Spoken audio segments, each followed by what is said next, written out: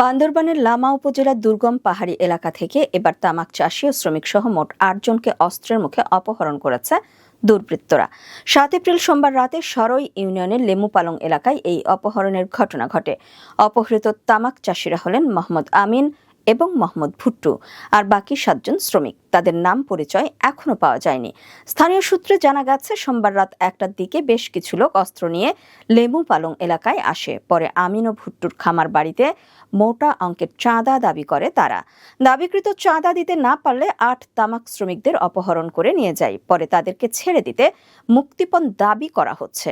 গত ১৪ জানুয়ারি গভীর রাতে দুর্গম বমুখাল এলাকায় সশস্ত্র পাহাড়ি দুর্বৃত্তরা ৩টি খামার বাড়ি থেকে ৭ জন তামাক শ্রমিক সহ ২ ফেব্রুয়ারি গজালিয়া ইউনিয়নের কমলা বাগান এলাকা থেকে ৭ জনকে অপহরণ করেছিল। গত ২৭ জানুয়ারি উপজেলার সরই ইউনিয়নের কেয়াজুপাড়া এলাকায় চাঁদাবাজি ও সন্ত্রাসী